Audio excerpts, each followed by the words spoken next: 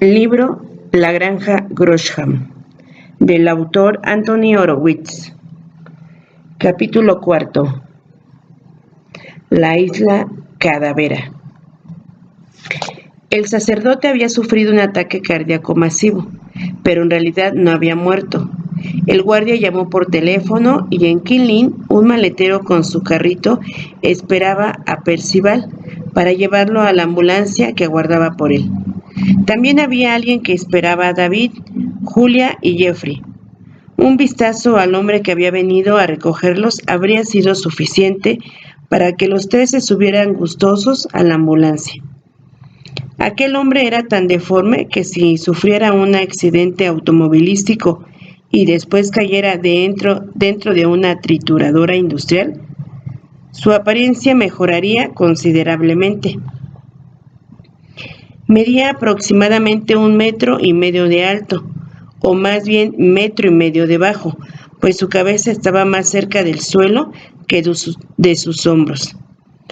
Esto se debía en parte al hecho de que parecía tener el cuello roto y en parte a la joroba. Tenía un solo ojo, varios centímetros más bajo de donde debería estar, un cachete hinchado y el pelo escurrido. Llevaba una chaqueta suelta de piel y pantalones holgados. La gente que caminaba por la estación hacía tal esfuerzo para no voltear a verlo, que una pobre mujer cayó accidentalmente por la plataforma. La verdad es que era muy difícil tratar de ver cualquier otra cosa. Sostenía un letrero que decía Granja Grossham.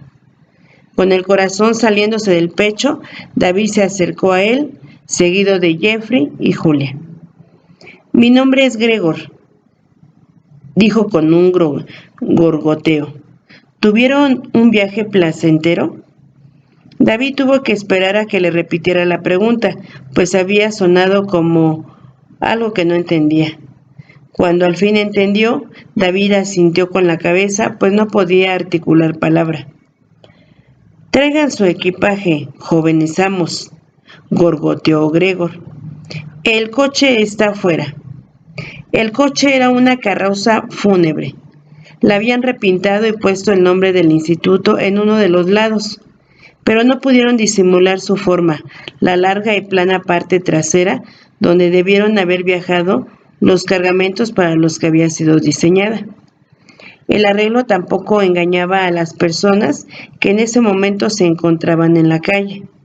Durante el recorrido hacia su nueva escuela, los tres niños veían cómo la gente se detenía a su paso, quitándose el sombrero como muda señal de respeto.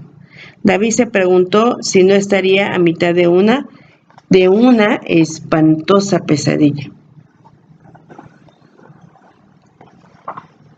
Y si no despertaría en cualquier momento en su cama del paseo Wirnota, número 3. Discretamente se pellizcó un brazo, no pasó nada. El jorobado lanzó claxonazos y palabrotas a una camioneta que pasó junto a ellos. La carroza cruzó como rayo en un semáforo en rojo. Gregor era chofer particular, de hecho era un chofer muy particular. Por su altura y la forma de su cuerpo, apenas podía ver por encima del volante. Cualquiera que lo mirara desde la calle supondría que el automóvil se manejaba solo. Era un milagro que no hubiera chocado. David, sentado en el asiento delantero, se sorprendió a sí mismo mirando al hombre y se sonrojó cuando Gregor volteó hacia él y le sonrió con una mueca. «¿Se pregunta usted cómo es que llegué a tener este aspecto, joven amo?», dijo. «Así nací todo contrahecho. A mi madre le dio el telele cuando me vio. Pobre madre mía, pobre Gregor. Dio un volantazo para esquivar una glorieta. Cuando yo tenía la edad de ustedes, intenté conseguir trabajo en un espectáculo de fenómenos», siguió, «pero dijeron que estaba sobrecalificado para el puesto. Así que me volví el conserje de la granja Grossham. Me encanta la granja Grossham. A usted le encantará, joven amo. Todos los jóvenes amos adoran la granja Grossham». La ciudad ya había quedado atrás y viajaban por la carretera costera hacia el norte. Después de eso, David debió quedarse dormido, pues cuando se dio cuenta, el cielo ya estaba oscuro y parecía como si estuviera cruzando el mar, como si el vehículo avanzara sobre verdes y oscuras olas. Se frotó los ojos y miró a través de la ventanilla. No era el mar, sino un campo enorme y llano. Las olas eran en realidad hierba agitada por el viento. Era un campo baldío, pero a la distancia se alzaba un enorme molino de viento. Sus blancos tablones reflejaban los últimos rayos solares. David se estremeció. Gregor había encendido la calefacción del coche, pero aún así podía sentir la desolación del paisaje arrastrándose por debajo del colchón de aire caliente. Entonces vio el mar, el camino por el que viajaban, apenas más ancho que una brecha. Terminaba en un muelle de madera, desvancilado. Medio oculto por la hierba, los esperaba un bote. Era una vieja lancha de pescar, toda cubierta de moho y líquen. Tras ella se formaban burbujas de humo negro en el agua. En la cubierta había un montón de cajas tapadas con una red sucia. Una gaviota volaba en círculos encima del bote, canturreando con suavidad como para sí misma. David no podía sentirse peor. Gregor detuvo el coche. «Hemos llegado, jóvenes amos», anunció. Tomaron sus maletas, descendieron del coche y se quedaron temblando en medio de la brisa. David estuvo atento al camino por el que habían llegado, pero después de algunas vueltas y curvas, la brecha desaparecía. Así que se dio cuenta de que podían haber venido de cualquier lado. Se encontraba en un campo de algún lugar de Norfolk, con el mar del norte frente a él. Si no fuera por el molino de viento, podría estar en China y no habría ningún problema y ninguna diferencia. «Encantador, ¿no creen?», dijo Julia. «¿Dónde estamos?», preguntó David. «Sabe Dios. El último pueblo que vi se llamaba Justanton». «Pero eso fue hace media hora», dijo la niña mientras se acomodaba el suéter sobre los hombros. «Solo espero que lleguemos pronto». «¿Por qué?». «Porque entre más pronto lleguemos, más pronto podré escaparme». Un hombre saltó de la lancha. Llevaba botas altas y un suéter de pescador. Su cara estaba oculta, casi por completo, detrás de una barba negra, tan negra como sus ojos que brillaban tras un enmarañado mechón de cabellos. Una arracada de oro colgaba de su oreja izquierda. Si llevara una espada y un parche en el ojo, se podría pensar que había sido de la isla del tesoro. «Llegas tarde, Gregor», dijo. «El tráfico estaba muy pesado, capitán Malasangre». «Pues la marea está peor. Estas son aguas traicioneras, Gregor. Mareas y vientos traicioneros». Lanzó un escupitajo al mar. «Y yo tengo una esposa traicionera que me espera en casa. Así que vámonos». Soltó el amarre del muelle. «Todos a bordo», gritó. «Tú, niño, leva el ancla». David obedeció, pero el ancla pesaba demasiado, así que con mucho esfuerzo apenas pudo levantarla. Poco después se alejaban del muelle.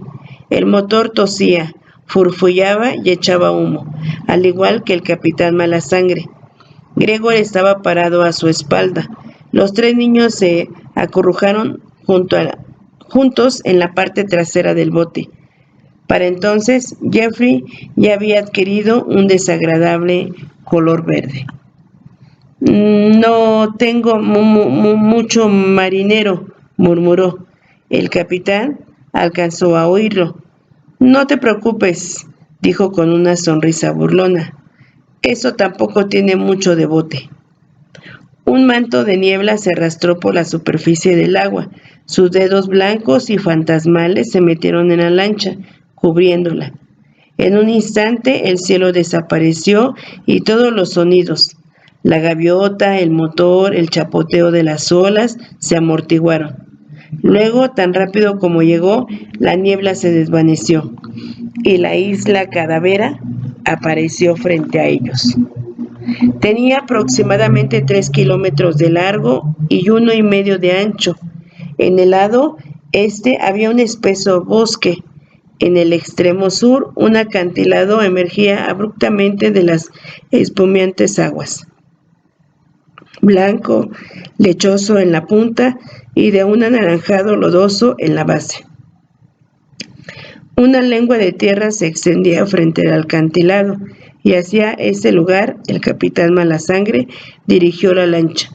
Ahí había otro muelle, y cerca de él estaba estacionado un jeep sin toldo, pero no había comité de bienvenida ni rastro alguno de la escuela. «Preparado con el ancla», gritó el capitán. Suponiendo que se refería a él, David lo tomó. Malasangre giró el timón, viró abruptamente en reversa y gritó. David arrojó el ancla. Jeffrey yacía enfermo sobre un costado de la lancha. Habían llegado a su destino. «Por aquí, jóvenes amos. Ya no falta mucho. Solo un breve viaje en coche». Gregor fue el primero en bajar a tierra y caminaba delante de ellos dando grotescos saltitos. Jeffrey lo seguía arrastrando su maleta con pasos inseguros. David se detuvo para esperar a Julia. La niña observaba al capitán Malasangre, que ya había levantado el ancla e iniciaba su camino de regreso. «¿Qué esperas?», le dijo. «Podemos necesitar esa lancha uno de estos días», murmuró Julia. «Me pregunto si alguna vez la dejará sola». «Capitán Malasangre». David se entremeció. «Es un hombre chistoso». «Sí, entonces, ¿por qué no me río?». Julia se dio la media vuelta y echó a andar hacia el jeep. Les tomó 5 minutos llegar a la escuela. El camino, empinado y lleno de curvas, subía hasta la cima del acantilado y luego continuaba por la orilla del bosque. Jeffrey ocupó el asiento delantero junto a Gregor. David y Julia iban sentados en la parte trasera, agarrados hasta con los dientes y rogando por sus vidas. Cada vez el jeep pasaba por una piedra o un bache, de los cuales estaba lleno el camino. Eran lazados como 30 centímetros y luego caían con un tremendo sentón. Para cuando llegaron a su destino, David ya sabía lo que debía sentirse ser una ensalada.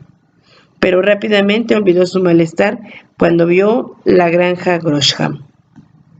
Era un enorme edificio, más alto que ancho, una mezcla loca de almenas, ventanas con barrotes, torres altas, techos inclinados de pizarra gris, gárgolas con expresiones horribles y espantosas, chimeneas de ladrillo.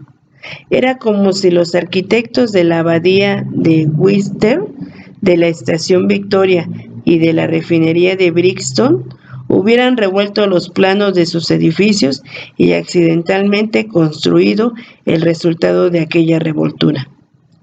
Cuando el jeep se detuvo frente a la puerta, una pieza de madera sólida de 40 centímetros de espesor y tachando con clavos.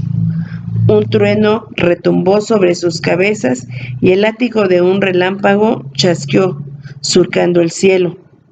Se oyó el aullido de un lobo. Luego la puerta se abrió lentamente con un rechinido.